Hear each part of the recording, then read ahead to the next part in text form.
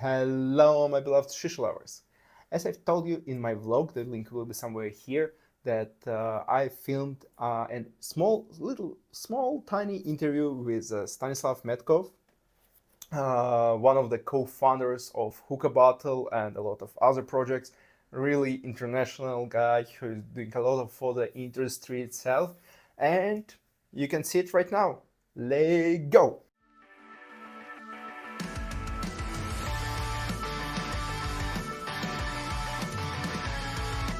Hello, my name is Stan Matkov. I'm the founder of Hookah Battle. Our organization have been building the community of people who work in the hookah industry for 12 years.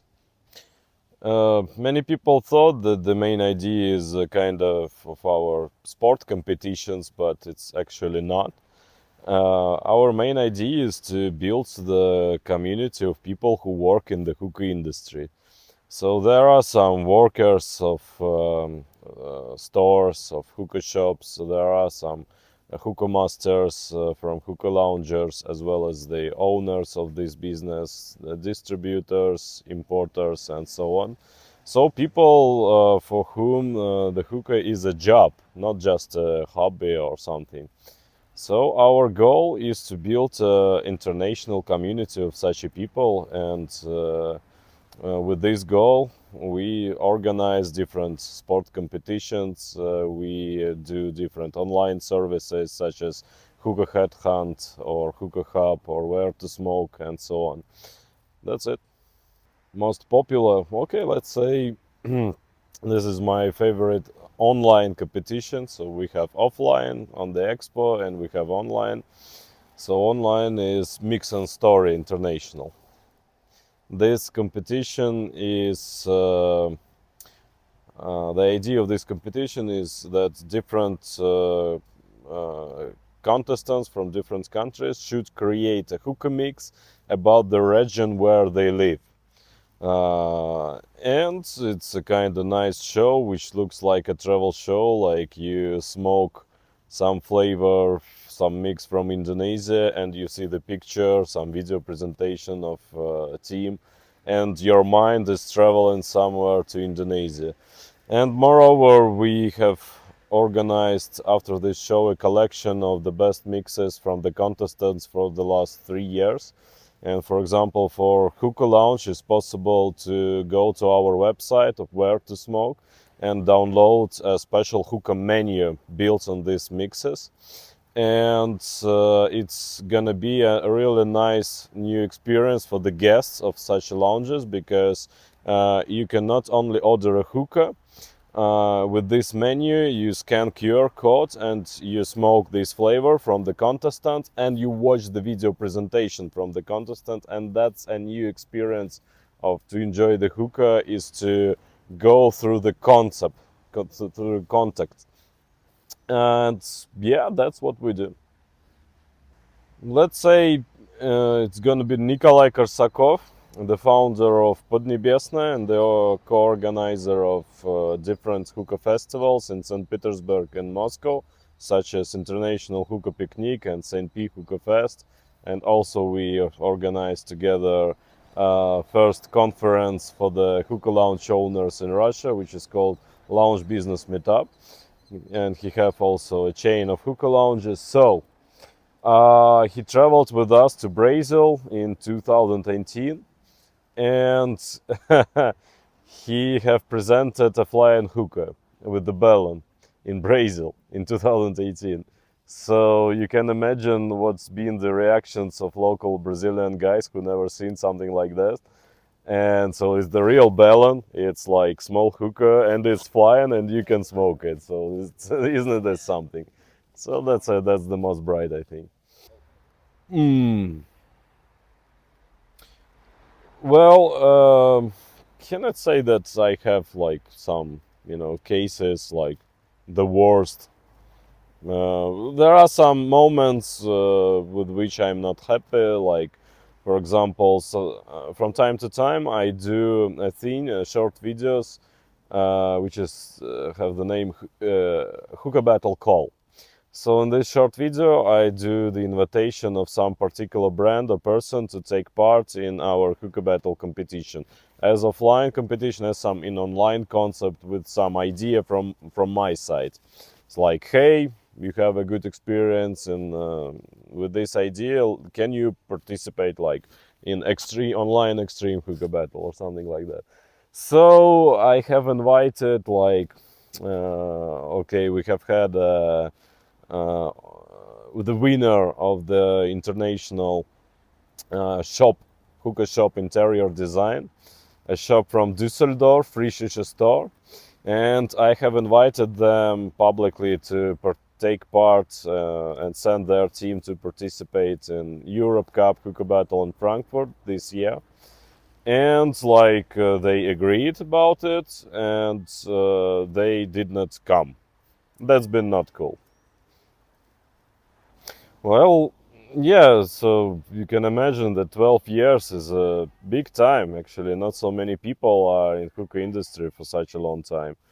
And yeah, some parts of what I do turns boring to me from time to time, but uh, if we say like what moves me to reach our goal with our mission and so on. Well, first of all, I'm pretty excited about the new markets. We have so many new teams from some new countries, such as uh, South Africa. It's a really growing market now. Oh, and Japan. Yeah, we have so many new teams from Japan, and that's interesting how hookah culture connects with Japanese culture, and they have own ceremony of some presentation of hookah in hookah lounge with the serve of hookah.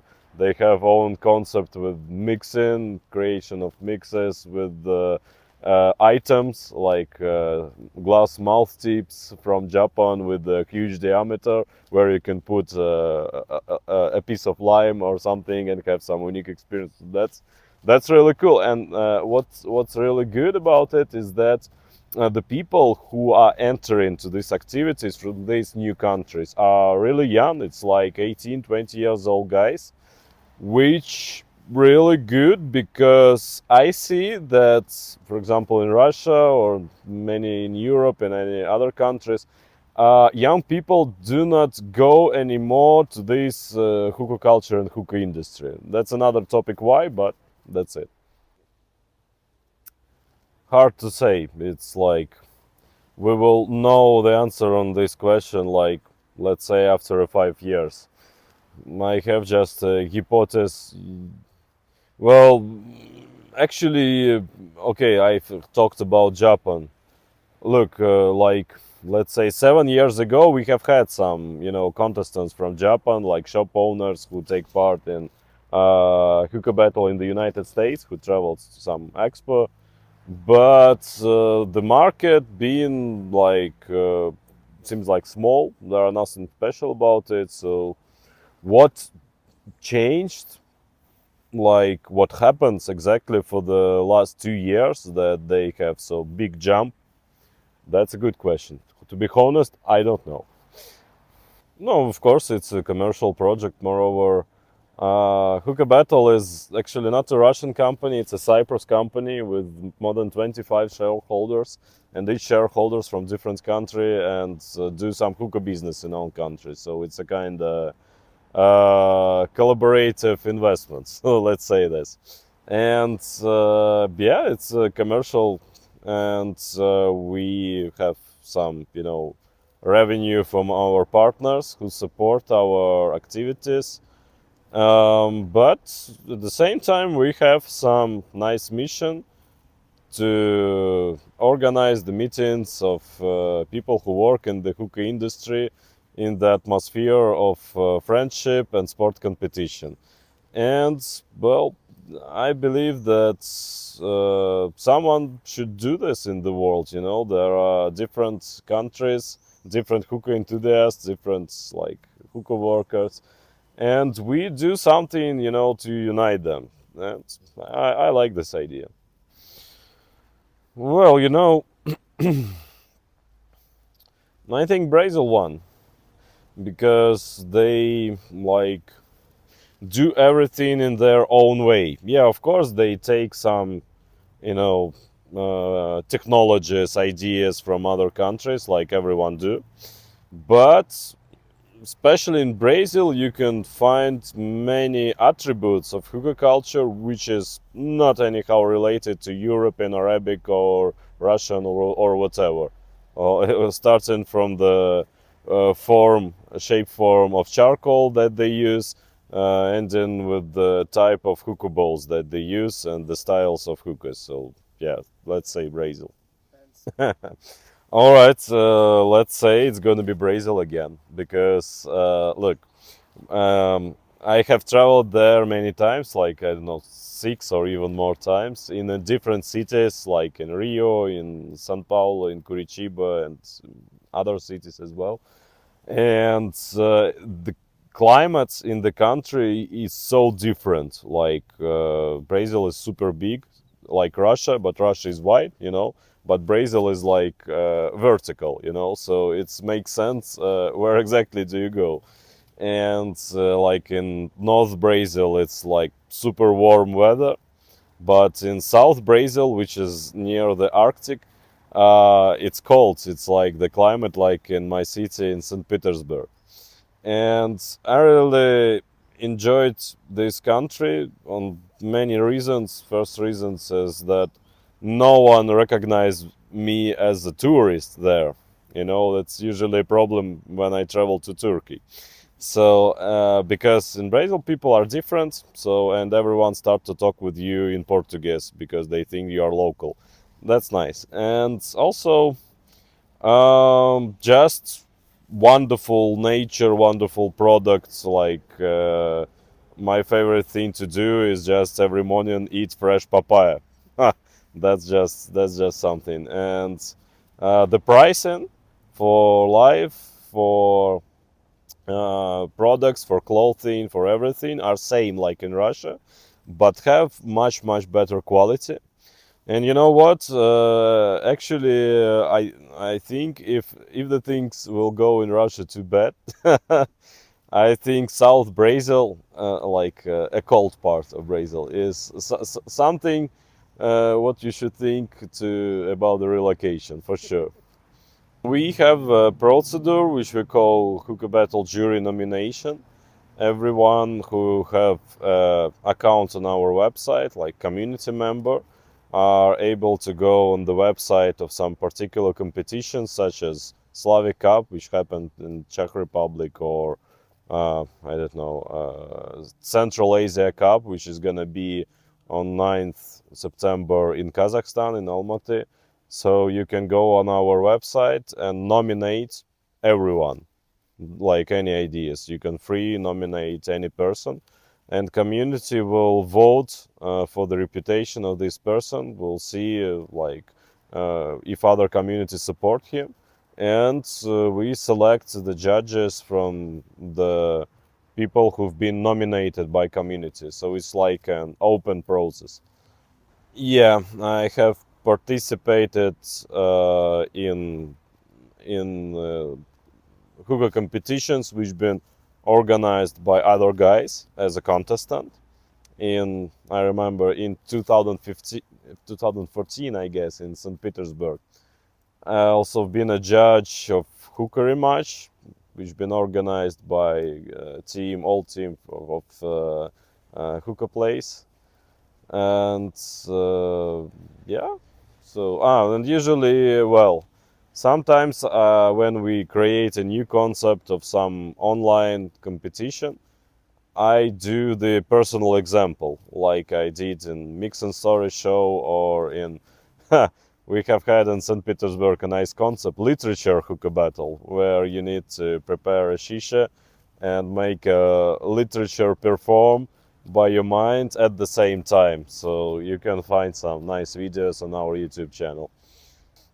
Yeah, well, the difference is dramatic for sure, because getting back to 2011, and I never seen, like never thought of all this hookah industry will turn into something big.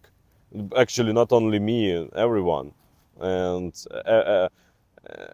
but also I've been surprised after 5 years how dramatically changed the role of Russia in this industry, like how factories and like brands manufacturing as for hookahs, as for tobacco, became so popular in other countries. So I never thought that it will happen like this. And let's say um, that's really good. And maybe uh, that's one of the reason which helps us to work on our project, of Hookah Battle, because we have an access to many manufacturers from Russia, from CIS countries, who might support us, and we do some, input into the global industry, like we show people different hookah cultures and so on. So yeah, now it changed a lot. So the changes been like as with quality, with everything, and at the recent time, I determined different hookah cultures. I never thought about it in this way. So at the moment, I can say that there are um, Arabic hookah culture coming from immigrants from some Arabic countries such as Jordan, Egypt, and so on. There are Turkish hookah culture, which grown especially in Germany, also been pushed by Turkish immigrants. And not long ago happens Russian hookah culture, moved by Russian, Ukrainian, and Belarusian immigrants. And also, of course, American hookah culture as well, Brazil. And very soon, I think we will see Japanese hookah culture in the next 2 years. So that's just funny because I've been getting back like in 2011.